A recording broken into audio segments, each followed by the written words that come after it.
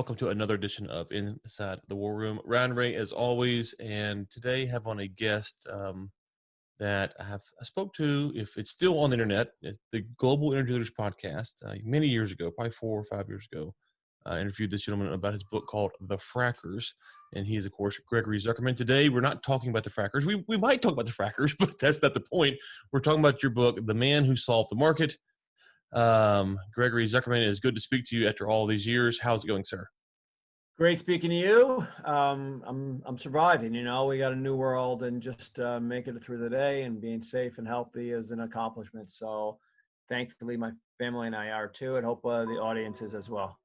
Yes. Okay. So one of the things I will bring up the frackers because it kind of ties in with this book. One of the things that impressed me about the frackers was the amount of people that you had to talk to, because some of the stories that you told in that book, and that book is near dear to my heart because I work in the oil field industry, and so it's just kind of a lot of the stories that you told I was a part of, but not in them. They were just companies I work for. And the same thing with this book is you tell a lot of stories. You talk about, smoke breaks or, this random meeting on a Thursday or, this college class they had. And, when you look at it with the frackers, it was a little bit easier for me to kind of understand how you put that together because that's kind of our world.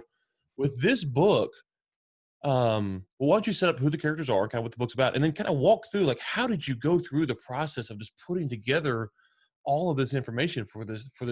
I mean, I'm listening to it. I haven't read it, but for this massive novel book, that from my perspective at least, it sounds massive. I'm sure there's probably a lot you cut out. Yeah, thank you. So I thank you for appreciating the hard work. This was the hardest thing I ever did in my life. So it's a book about a group of really secretive mathematicians and scientists who set out to beat the market. And they're a very unlikely group. They're opinionated, they're stubborn, they're super smart, but they don't even really care that much about stocks and business. They want the challenge, and they basically accomplish it. They create a firm that's the greatest investing firm in history. And along the way, and we're talking up 66% a year on average since 1988. And along the way, they're just become pioneers in this world that we're all living in today. Predictive algorithms, you go on Amazon, you go on Netflix, it's all, they're guessing what you're going to do next. It's all these predictive algorithms that really govern our lives in a lot of ways. The defense of our country is governed by some of this stuff. They're predictive models, mathematical models, and this is what these gentlemen, that's mostly men, and that I write about, all set out to do. But we're talking like in the 1980s when no one was talking about any of this, before Facebook and everything. So in a lot of ways, they're pioneers of our world today. And talk about AI and things like that. They were doing that again in the 1980s. And it's a group of characters. There's a guy, Jim Simons, who's one of the greatest geometers over the past 50, 100 years, a really well-established mathematician. But he's a character. He's 82 and he smokes like a chimney still. He drinks. He's funny. He's a witty guy, and a bunch of other kind of unusual characters along with them, some of whom have really changed the country. There's a guy, Bob Mercer, who is probably as important as anybody else in putting Donald Trump in office. So to your question, I had to get people to talk because they're really secretive, and then B, I had to figure out how to do it in a way that people will read it. So I tried, my strategy is kind of spoonful of sugar helps the medicine go down. So I'm trying to get these pretty important themes, but I want you to keep turning those pages. So I do it through the people, and I look for stories, and I'm a storyteller. So that's kind of my strategy. So on the smoking deal, real quick, there's a story in there where, this guy's a mathematical whiz. And they're like, how do you justify smoking? And he goes, well, at a certain age, basically, if you make it to this point, it doesn't matter. When he said it, I was like, okay, is he being serious because he's a mathematical whiz, or is he just like one of those kind of Warren Buffett contradictory statements like, I can't really justify it, but I'm doing it anyways? Yeah, right. I'm not sure myself, frankly, and I'm not sure even his friends or he even knows. He'll give a justification, but I think it's more he's an addict. Sometimes he'll do an e-cigarette or two, but it is the case that supposedly there's some small percentage of people that smoking doesn't affect. I mean, don't try it at home kind of thing. But yeah, he's 82 and it's pretty healthy for a guy who's 82, frankly. He's sharp, uh, sharp intellectually. He hikes with younger people in his foundation now. So he's an unusual guy in a lot of ways. Yeah. So let's go back to kind of the foundation maybe of this group. You mentioned they're kind of math whizzes, and you talk about research. They, if I remember correctly, I can't remember exactly how it's put, but they go through the old Dow Jones logs and start looking through all that stuff. And that not only were they smart, they were really dedicated researchers themselves. That were, it's one thing to say, "Hey, I want to go try a new stock tick, the trick," but they really took that to the next level, and they didn't have a Mac or a big PC, as you said, in the Yeah. '80s. And so, kind of walk us through maybe, obviously, not everything they did, but just what was the world like, and why was it so cutting edge? Because it sounded very laborious what they did for what they were doing back in their day, at least. Yeah, so back then, we're talking this guy, Jim Simon, started, gave up the world of academia, gave up mathematics, and said, I'm going to try to beat the market. And that's like 1978. And from 1978 to about 1990, they struggled. They had difficulties, and they weren't sure like what approach to use. He's a math guy, but he tried other ways too. He tried the kind of conventional, picking up the newspaper and predicting where the economy is going to go, and silver and gold and that kind of stuff. Sometimes it worked, sometimes it didn't. It was hard on him. He made some money, but just physically, he had stomach pain because the way he describes it, when I made money, I felt like a hero. And when I lost money, I felt like a dope. And we could all relate to that, I think, or at least I can relate to that. When you're investing with the traditional methods, you feel super smart when you make a lot of money. You feel like an idiot when you blow it. And it was hard on him physically. And he said, you know what, I'm going to try a different method. And most people at the time were doing, I guess, one of two approaches to the market. They were saying, all right, let's learn about a business. Let's try the product out. Let's talk to customers, like Peter Lynch used to do that kind of approach. And people still do today. I like this product. My wife likes it. I'm going to buy the stock. And then the other approach is sort of, hey, the market's a random walk. I can't beat it. I'm not even going to try. I'll get an index fund, something like that. And Simon said, yeah, no, I think there's some patterns to this market. And that's sort of what he did for a living. So before, he spent some time as a code breaker for the government, fighting the Russians in the Cold War, and basically he's looking for patterns. When you're a code breaker, you're looking for patterns, and he figured he thought there's some patterns in the market that people weren't appreciating. So sometimes they're short-term patterns, sometimes they're long-term patterns, and he said, I'm going to figure out how to find those patterns. I'm going to look for mathematical patterns, things that repeat, and I'm going to build a mathematical model to try to figure it out. And as you suggest, the way they did that was getting as much data as possible. This is a time when no one really cared about data, and today everything is about data. But then they said, all right, we're going to buy everything, or we're not even going to buy it. People were giving it away back then. They'd go down to like the Federal Reserve's office, lower Manhattan, and just writing stuff down and collecting it when no one else was. And they figured if we had more data and better data, more accurate data than anybody else, we'll pipe it into this, pump it into this computer model, and it'll tell us what to do. One of the things that, and this is kind of goes to a broader question because you've got sports books, and we'll link to all that stuff. The Frackers, which covers Aubrey McClendon and all the guys from that industry, and of course these guys. One of the things that I've often wondered is, um, you'll see a meme or a story about the guy who persevered, and he makes it to the top. I've always wondered, well, how many guys did the same thing, but they just weren't talented enough. Like that they tried. So in this case, what they were doing, these guys were super smart, but there's a lot of super smart guys out there. How much of it was luck? How much of it was, no, they really just had an idea. It was the right time, the right place, skill. How would you balance that out? Because successful people on some level, LeBron James, okay, he's 6'8", I'm 5'11". He has a lot, but there's a lot of 6'8" guys who aren't as good as he is. So he's extremely talented, extremely hardworking, and there's something that just makes him even better than all the other 6'8" guys. So in this case, how do you balance that out? It's a great question. So I will do interviews. I give speeches around the country, and people always want to hear what are the lessons from Jim Simons and his colleagues. What can I learn from it? And also from, like you said, from all my books. I write about success stories to a large extent.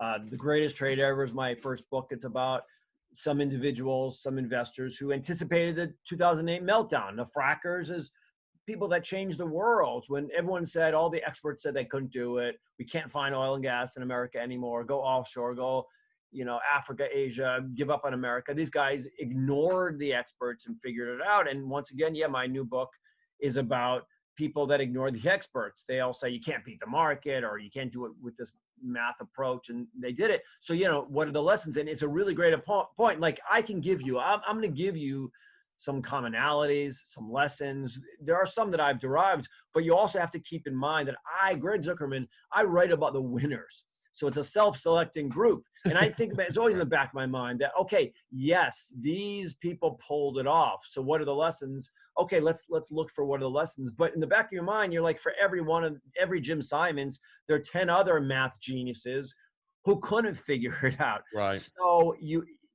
so part of it is Jim Simons has some unique attributes. I'm going to get into them for a second. But before I do, yes, you have to acknowledge there's good luck involved. You need good fortune. You need all that. You need health. So Jim Simons in his professional life has been really lucky, but in his personal life has suffered time and time again. He has 2 sons that died tragically. So he had really good luck when it came to his professional life and had awful luck in his personal life. I mean, he's got, a stable marriage and a happy life right now. So thank God some things in his life are good, but yeah, you need good luck in life. And to that point, so in 1996, they could not figure out how to trade stocks. They figured out bonds. They figured out futures, commodities, currencies. They could not figure out stocks. And you say to yourself, well, who cares? They made a lot of money with the other stuff. And it's true. But Simons wanted to be a billionaire, and you couldn't really make all that much unless you were in stocks. Stocks is a bigger market, it's more liquid, you can manage more money. They had to figure out stocks. And he gave his guys years and they couldn't. And he said, I'll give you 6 more months to figure it out.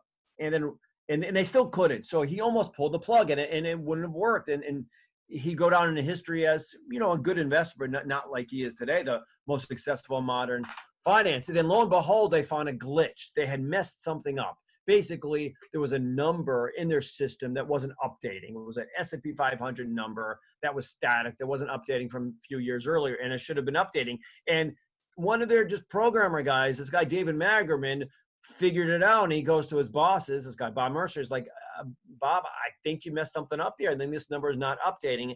And Magerman was right, and Mercer, to his credit, didn't blow him off, didn't say, oh, pipe down there, Junior. So had this guy Magerman not figured out this glitch, yeah, maybe they wouldn't have figured it all out. They would have made all these billions and billions. I mean, Jim Simons is worth $25 billion today. So that goes to your point that you need the good luck too. But there are some lessons, I think. So Simons, he can do both sides. He's got like both talents, both sides of the brain. He's a mathematician. He's a super smart guy, but he also understands people. He understands how to motivate people, how to hire people. And I think they do motivate and hire and work together in a very unique way. So I think there's a lesson there too.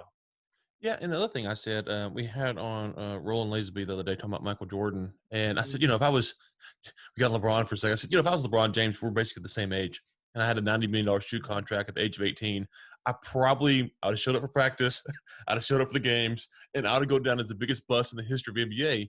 There's something about these people who, when they make this much money, they keep going. And I know today people, whether, wherever you come on Bezos and Gates and Buffett, there is something that normal people kind of miss, and that these people are so driven that they have unlimited dollars more or less, and they keep going. Like Ryan Ray, do not have that kind of drive. I don't think Yeah.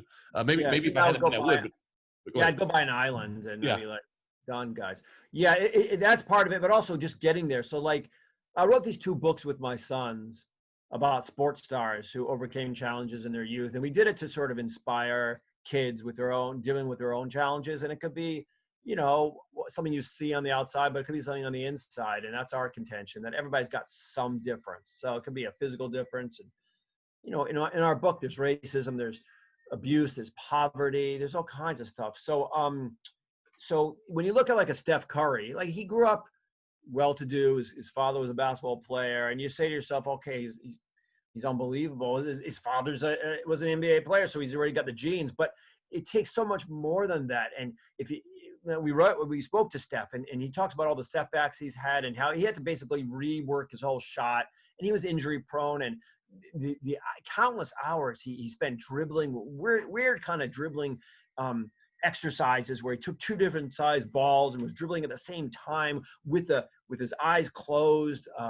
All kinds of, and you talk about LeBron. Yeah, he's unbelievably talented, obviously. But like you said, you go to play pickup in New York City, you get other people, maybe not as talented, but pretty talented guys who just never put it all together. And LeBron's got this unique ability to deal with setbacks. So when he was young, by the time he was 12, I think he and his mother had moved homes, I think 9 times. And he literally had a bag by his bed every night, just ready to go in case his mother said, all right, we got to go. And he focused on the positive, not the negative in life. Yeah, his father wasn't around and he really didn't have much money and all this kind of stuff, but he focused on the fact that he had a loving mother. And so that ability to focus on the positive is really, really important. And there's some common trait there. And dealing with setbacks, just being able to deal with the bad stuff in life. And all these people really, I wrote this book to talk to them, to figure out how to do it so I can learn myself and teach my kids and Mhm. teach other kids.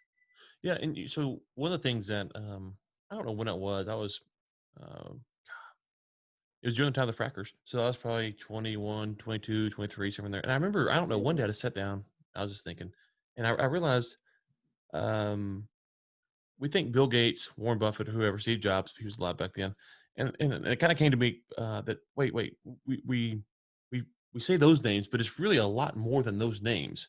Yeah. And so a story like this is really a lot. You got the main guy on the cover, but it's really a lot more. And all these people, they all have something in common where they may be great, but they really have to have a team.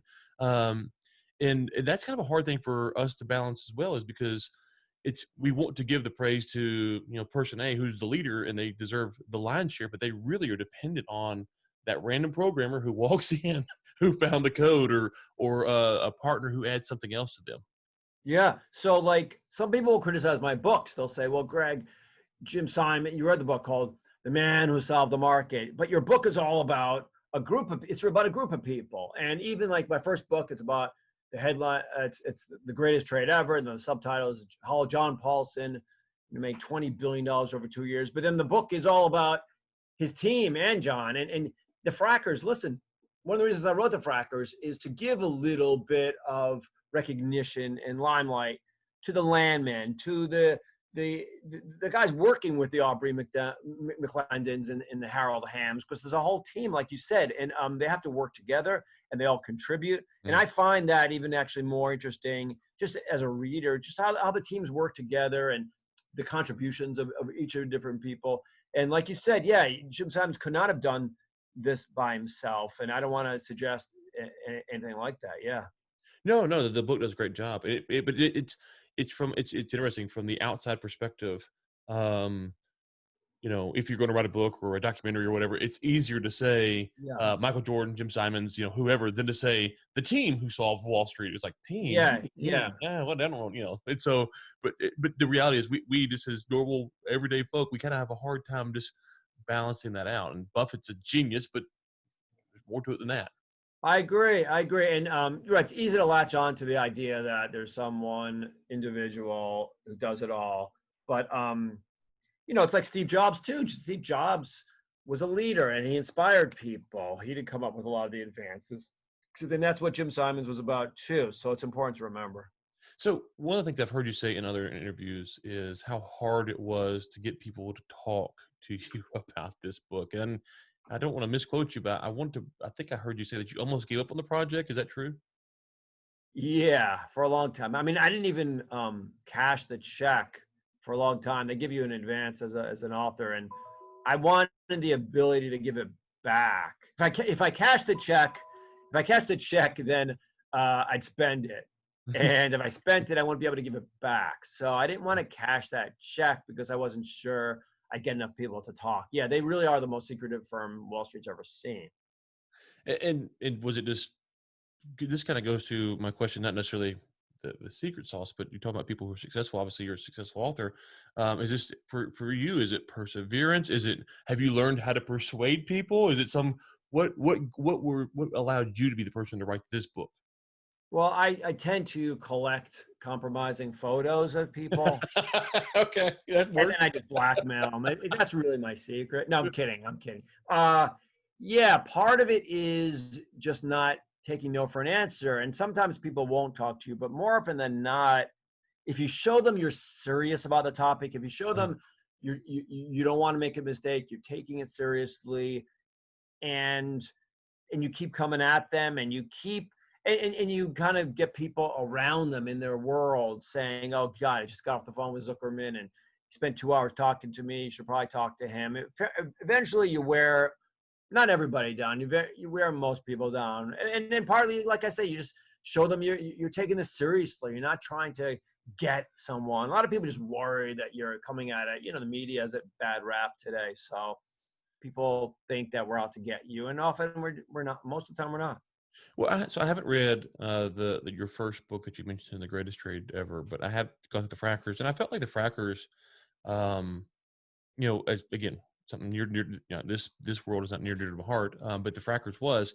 I felt like the story you told was very well balanced. If I remember, you said that there were some folks that may or that weren't exactly happy with what was portrayed about them in the book, but I remember reading it going, okay, yeah, this is fair. I don't remember every nook and cranny, but it wasn't a hit job. It didn't seem, and it didn't seem like you were trying to sugarcoat one thing or hide something else. It felt like you even told a story at the end of the book about someone, I think in not South Dakota, in North Dakota maybe, and kind of how the oil field was impacting their life. I can't remember where it was, but anyways, it was just kind of some regular folk like me and you, and just and I thought, wow, that was kind of a good touch.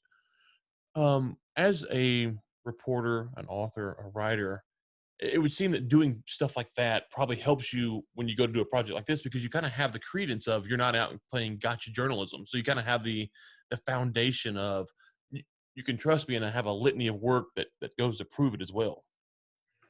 Those are interesting points. So I'll make 2 points. I'll respond in 2 ways. Yes, it does help me that the books have done well and they're generally balanced books. I believe anyway. I'm subjective, but I believe so, and people view it as such generally.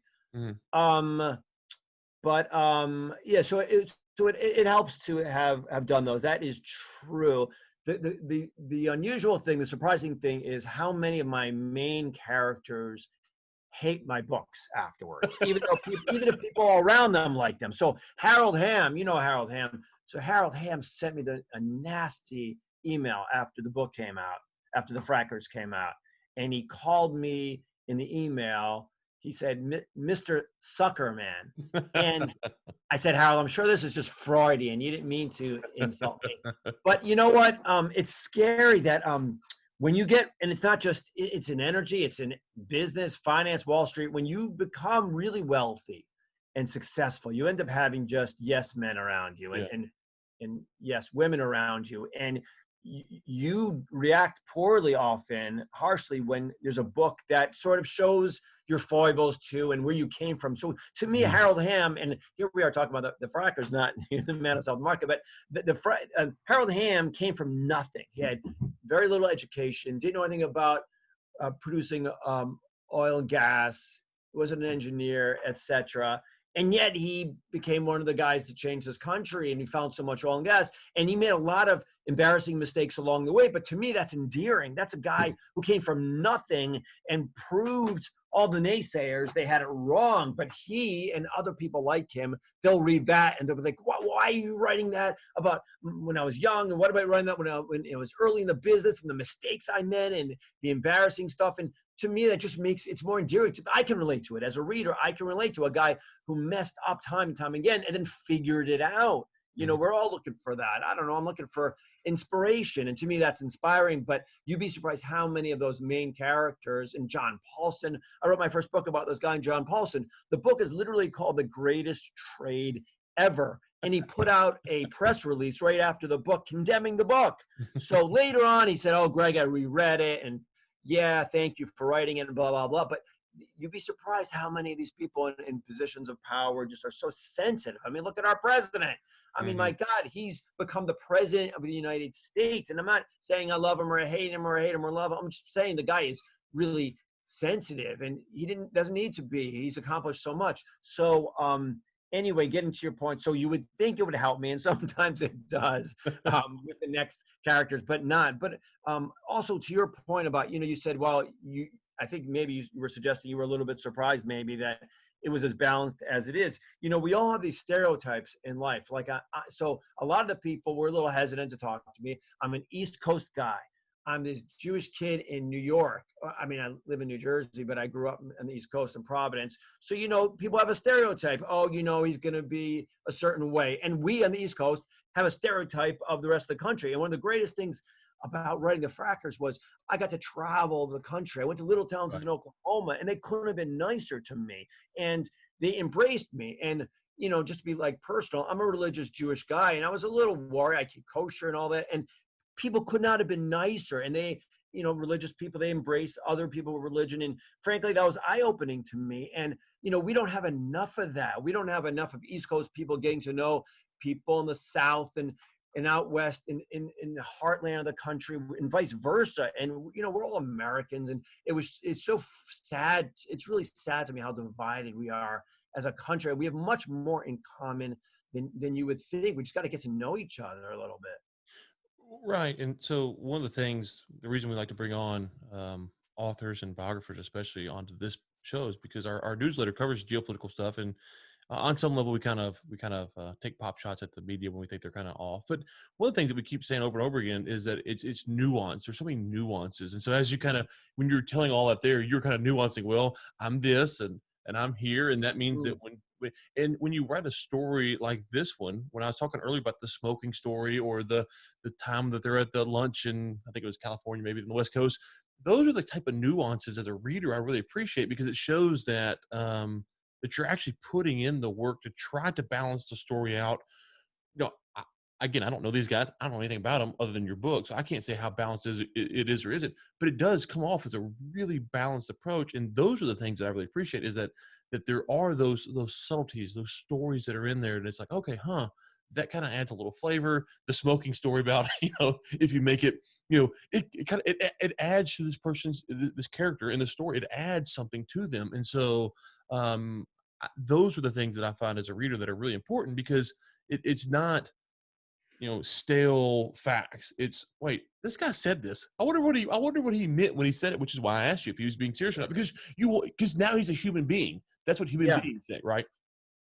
Yeah, I try to humanize them, and I find people generally to be interesting. You Mhm. plot me down like at a barbecue next to a dentist or an accountant, and I bet you he's got some interesting story or she's got some interesting story. They overcame something. They had some setback. Maybe it was a health issue. Mhm. Again, that gets back to the whole stereotyping. We all it's just lazy thinking. And you get to know people, there's stuff we can relate to. We all have dealt with stuff. We have kids or we're children of someone. We've all gone through, I don't know, my father died of cancer. I'm sure somebody's out there has had similar kind of stuff. So I don't care where you're on the political spectrum, liberal, progressive, conservative, big Trump fan.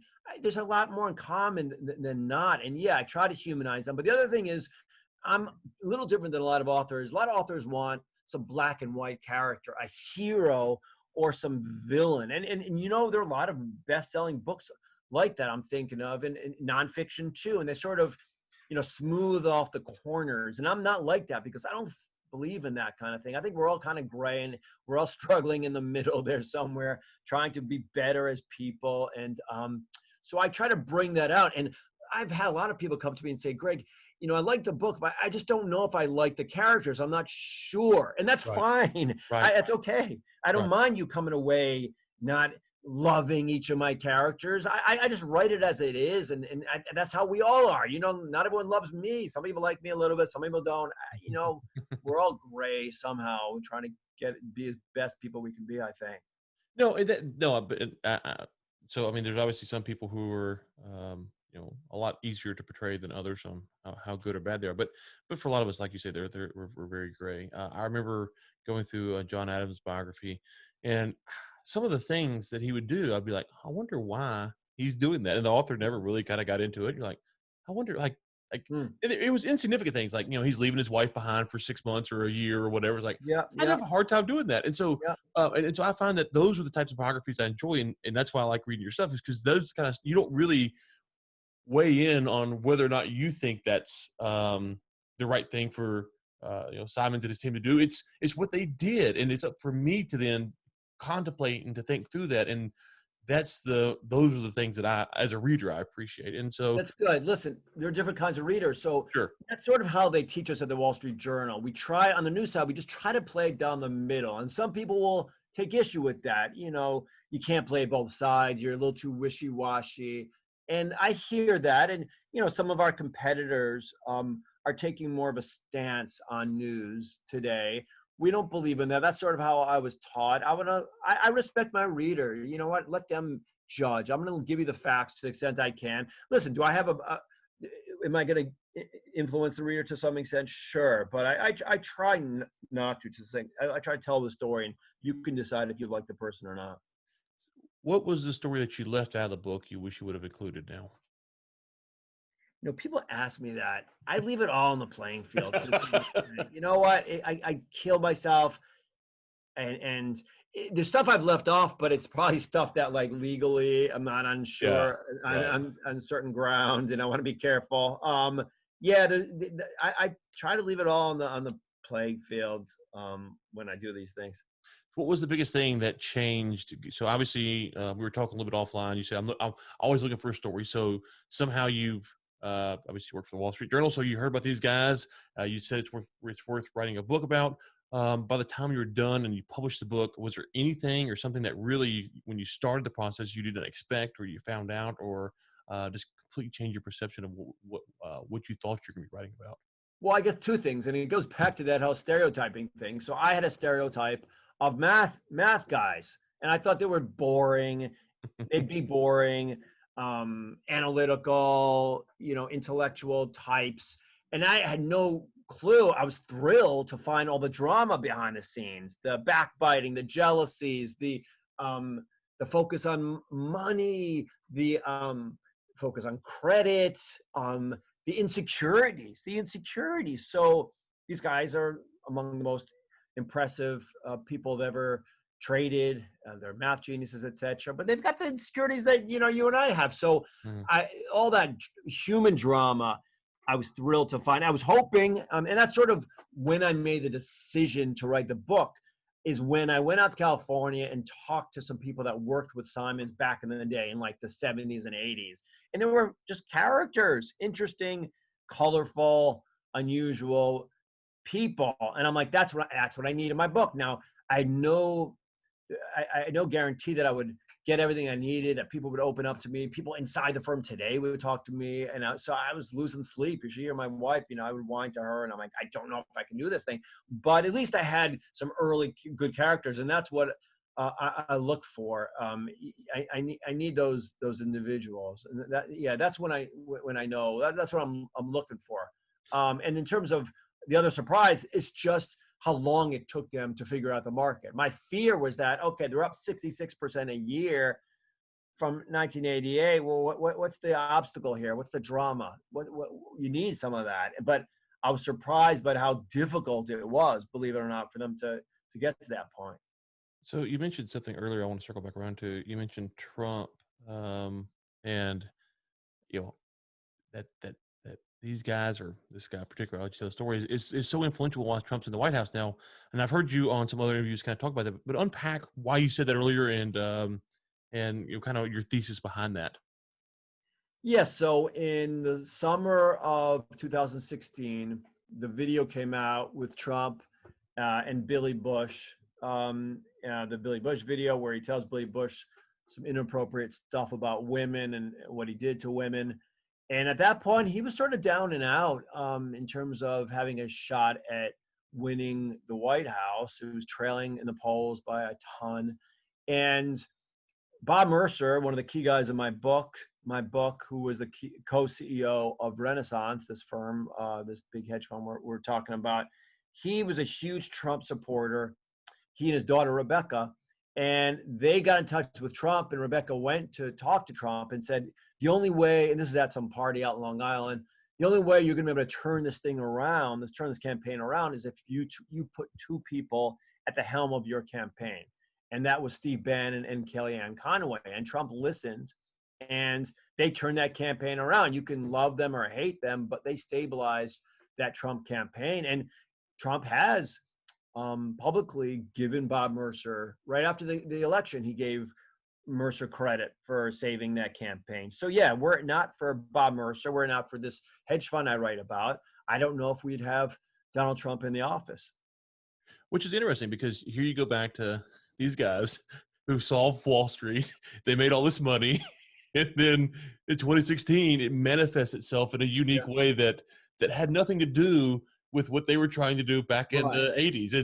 And those are the types of connections and stuff that you see throughout these kind of stories Oh, that it's are always fascinating. Yeah, fascinating. the unintended consequences. And the other irony is that Jim Simons is a liberal leaning guy who was a big Hillary supporter. So had he not started this firm, maybe Donald Trump wouldn't have been in office, and yet he was a big because of Bob Mercer and all the money that he made at the firm, became a billionaire. And yet he was a Trump. Jim Simons was a big Hillary supporter. So yeah, you don't know what's going to happen. These unintended consequences. But there's also a lesson in that even though they don't agree politically, the people within the firm work really well together, and there's Mhm. a lesson there for the nation too. We all have. I mean, I think I could say in our family, we've got people on both sides of the spectrum more than Mhm. ever. You've got, people on the right, people on the left. And yeah, the fact that they are able to work together nonetheless and respect each other is a nice model for us all. So one of the stories that almost kind of derailed these guys was during the housing crisis in 2008. And we don't have to get into all the particulars of the housing crisis, but I was kind of stunned the way the story kind of unfolded. Was they were really concerned about the bank calling their margin calls, I guess it was, they had in place, and how I wasn't entirely clear, so I wanted you to kind of clear this up for me. But maybe just unpack that because it felt like, oh my goodness, like were they close to losing everything, or was it they're just close to losing a lot of money? Obviously, for them, losing a lot of money could ultimately mean losing a lot of the clients. How tenuous of a situation was that? Because it sounded like there was a lot of disagreement over, should they stop the algorithms, keep the algorithms going, and so kind of unpack that on a high level for us at least. Yeah, so the market was collapsing, as we all recall, and they were losing a lot of money quickly.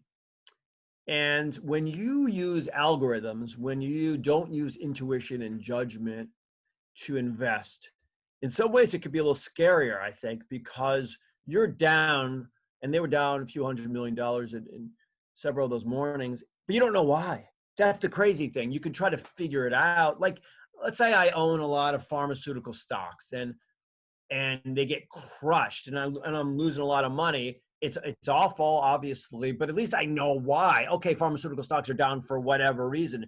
These guys, in a lot of ways, it's machine learning. The system acts on its own. Now they can figure it out, and they've created the machine, so, and the algorithms, so they understand. They can figure out why it's acting like it is. But in some ways, the algorithms learn on their own. It's machine learning. So if it's working, it automatically allocates more money to a certain strategy, a certain trade. So it takes them a little while to unpack it.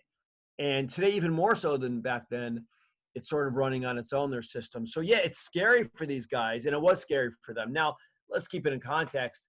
They weren't. No, I don't. Well, I don't think they were going to collapse. There were some fears, so they weren't really sure, actually. So they weren't really sure how bad it was. Would they have collapsed? It's not clear, and it didn't last for that long, but it felt like it lasted long time. Yeah, and so what's interesting about that is obviously today going through the pandemic and stuff. I don't think a lot of people really understand that even really successful businesses, um, you know, they kind of run on a certain way, and so they start incurring losses, and it can even cause them to panic. Not much less Yeah. a small business guy like me. You take someone who's got that kind of money. It wasn't refreshing to hear them panic because in that regard, but it's like, okay, I can. They got a lot more money than me. I feel better about my panicking.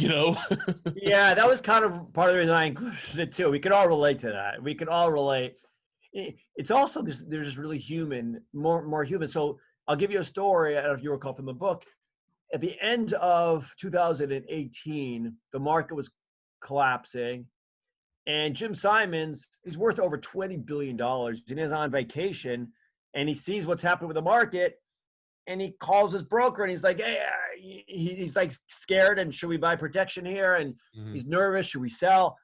Like you and I would, like a market panic. Right. And he's the last guy in the world that would have thought, not just because how wealthy he is, because he built his wealth on creating automated trading system, an automated trade system. And yet he's like anybody else. He gets nervous when he turns on CNBC and the market's going down 500 points. So yeah, they're much more relatable individuals than I would have expected. Um, okay. Let's see here. There's one more question I had about, oh, I know what it was. Yep. So with the stock market right now, you have studied the men who solve the market. What advice would you give us? This is really how do we solve the market? It's really what we want to know now. Yeah, that's a good question. The first is don't try to solve the market, meaning you're going up against a firm. They have 90 PhDs Wow. and 300 employees working around the clock, looking for little patterns in the market. So you don't want to compete with them. So the Mm, first lesson is don't compete with them and don't do short-term trading. And that's what they do. They don't do high frequency. They hold stocks for a few days on average, maybe a month at the most. So you don't want to do competing with them. I know, like my kids, I've got these young boys or home college, and they're playing the market on Robinhood. And I want. I figure it'll be a cheap lesson. They won't lose that much money, and they'll learn you can't really do that. You can't beat the market because you're going up against Jim Simons. If right. you're going to do short-term trading, you're going up against the experts. So don't do that. If you're going to invest, have it be a longer-term process because Simons and those kinds of people don't trade long-term. They don't hold for a few years. So there might be some, and look for really where you have an edge. And there are very few examples. But let's say you're in an industry and you know about some new product and you have a good sense of whether it's going to work or not work, and you can be a longer term investor, then yeah, invest. But there are a few times, very few times, when you're going to have an edge. Even pros, very few times. That's why the pros fail to beat the market most of the time. It's hard to get an edge.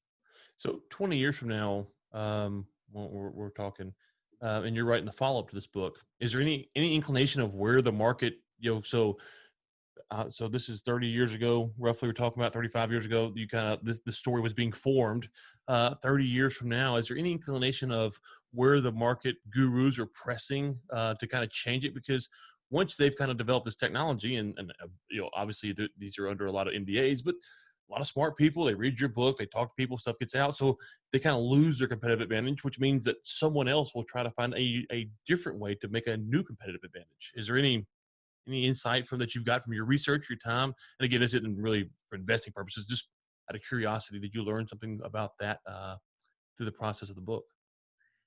Yeah, so I do think we're moving in that direction where it's hard for humans to compete with machines. Some of the smartest people in the world of finance are trying to meld the two, and they do believe that man plus machine beats machine. And even the Mm. Simons people, I mean, there are people working on the algorithms and debating changes to the algorithms. They see themselves as man plus machine, but the machine being more important than the man. So Mhm. it's machine helped by men and women sometimes too. And that's sort of where things are going. It's just hard for the average person to digest so much. We've got more information flowing through than ever before, and it's being digested by these computers really quickly and accurately. So I do think we're going in that direction where the traditional investing, the Peter Lynch approach, is just becoming obsolete, and we're going to have more versions of what Renaissance is doing, which is why I wrote the book, to understand what they're doing and where things are going. Listen, I don't know if they'll be the ones. Sure. It's remarkable they continue to do well all these years, but there'll be some version of Renaissance where it's some automated machine learning type system. I'm a big believer in systems more than ever. So I just think that decisions that are made with gut instinct, with intuition, are more likely to be mistaken ones. You look in the White House, and the president talks about his gut instinct, and you look in Congress, and you look in important areas of our society where they're still using intuition and judgment. But I've become a much bigger believer in having a system. That doesn't mean everything has to be automated, but you should have some system that you can rely on, that you're not just winging it along the way, be it in business or in life. You write down some principles, not talking about like Ray Dalio principles, but some system, something that you can rely on, data, using data, checking your decision-making process with the data. I think we all have to become a little more sophisticated in our decision-making. So a couple things here. We'll let you go. First off, I always appreciate hearing you or speaking with you the few times I have got to, because you're very passionate about your work, and it comes through in your book. As someone who likes to read biographies, it shows not only when I hear you speak, but also in your book. And as someone who likes to learn about stuff like this or just biographies in general, I appreciate that. So thank you. But also just maybe if you want to vent on the biography process or kind of walk through that to get a little maybe you don't get to talk about that much, I'd be happy to give you a minute or two to kind of speak about that, because I don't think when I'm talking about a geopolitical topic or oil and gas or whatever it is I'm talking about, sometimes it's off the cuff, but if you're really trying to get in there and to try to tell something, man, it can get very hard and tedious, and I've never done anything remotely close to what you have done. So if you want to kind of just take a deep breath and take a victory lap on that process, feel free to, because as I do, I really do respect it and appreciate it. Well, not everyone does, so thank you, because I tell a story, but it's really hard. If people realize there were so many like 3 a.m.s where I'm down here, my basement in New Jersey, and the family sleeping upstairs, and it's cold out. There was one time where I'm like, oh, my kid, it was middle of the night, whatever. And I'm like, I hear something upstairs, and then my kids left the TV, and I'm like, I can't believe they left the TV on. So I go to turn it off, and it's not on. And I'm like, what was that? And I realize it's the birds getting up in the morning. That's what I'm hearing. And I just worked all night, and I didn't realize it. Oh, wow. And so it's a lot of work. And I literally, when I sent it in, I finished it, pressed the button. I literally remember I staggered upstairs and I said to my wife, I am done, done, done, done, done. Last book I write, done. I cannot do it again. And of course, now I'm thinking about doing another one. It's a little bit like childbirth. I mean, I gave birth to a child, but I can imagine it's like childbirth. You're like, I'm not Yeah. doing this again. And then, you do it again. So yeah, it's effing hard work, but like you said, I like telling stories. I like digging in. It's also like a mystery, like you're a detective in some ways, putting pieces together, like in a life. So how it started, steps along the way, why they became who they are, what influenced them. It's all like I do feel like it's a puzzle, and I like getting like big pieces. Nothing more fun than getting a huge big piece. You hear some big story. Maybe it changed their life or didn't, but just some piece of the puzzle, and you get it, and it's a great feeling. Of putting it all together, and you're never going to finish the puzzle, because there's always Mhm. more stuff you can learn about these people and tell more about the story, but at some point you got to pass it in. But when you get those big pieces that you place in the puzzle, it's a great feeling.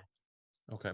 I know you said you're at the journal. Any no, you said no new book projects yet, but we're going to link to obviously this book, which is fantastic. And just for the listeners, if you are curious, there is a biography I read. It's a kind of biography recently. It was terrible. I will recommend that one to you offline and let you go read that and go read some of his work, and you will see the difference between good biography and bad biography, because it's they're not all created the same way. And so, or good nonfiction and bad nonfiction, we'll say that. And so, but no, I do appreciate it. And I do appreciate the way that you do present your story. But so Wall Street Journal, how often are you putting out stuff there? What kind of stuff are you covering for folks who might want to follow along at the journal? Sure. I write about finance, but I've also lately been writing a lot about the companies racing to find a vaccine, a COVID vaccine. I'm really fascinated by that process. There are a lot of similarities with my books. We'll see what happens. A lot of interesting characters, unlikely characters. There's a company in Cambridge, Massachusetts, I wrote about recently that even a few months ago, it's called Moderna. I wrote a front page story for the journal. A few months Oh ago, yeah, I saw that. Yeah. people were like mocking them and rolling their eyes about them, and they may be the ones to save us all. And there are a few of these kind of unlikely companies. We'll see what happens. So I'm following that process, and I would encourage people, reach out to me, even if you got, you read the book, one of my books, you've got constructive criticism. That's great too. I love to hear from people. I'm easy to find. I'm on gregory.zuckerman@wsj.com, or I'm on LinkedIn. I'm on Twitter. Yeah, I'd love to hear from people. Yes, you are always easy to get in touch with, and I've always appreciated that about you. I think I get notifications when you release a new book, and so I always send you a note. Hey, congratulations! You always respond back. It's always I always appreciate that. Anything else before we let you go? Oh yeah, you brought up the COVID-19 vaccine. Is just handicapping here. Any chance there's a vaccine that's viable by the end of this year from what you've looked at? I would say there's a 40 to 50% chance there's a vaccine for healthcare workers, Okay. only emergency use. So some people will start getting that, but I think by June of next year, there'll be at least one vaccine. That's my bet. I'll say there's a 60 to 70% chance there's at least one, maybe more than one, that's out there and will help us all. So yeah, I'm optimistic. But a lot of the technology is new technology and has been used before, which is kind of fascinating. So it may not work. But there's a lot of focus, really smart, successful people or interesting, smart people focus on this thing. So God willing, we'll have something good soon. Yep. The algorithms who solve COVID-19. Yeah, There's your next book. there you Okay. go. There you Well, go. thank you so much for your time. I know you're a busy guy, and best of luck with your next book, and look forward to reading it when it comes out. We'll link to that. As we mentioned, we got The Frackers, we got the Man Who Solved the Market. You've got one or two sports books, I can't remember, and then you've Two got books. Yeah, The Rising Above, they're called. Yeah. yes, and then you have The Greatest Trade Ever. That's all the books, correct? So Yep, that's we'll it. link My to book. Yeah. we'll link to that on Amazon. Listeners, thank you so much. We'll be back next week.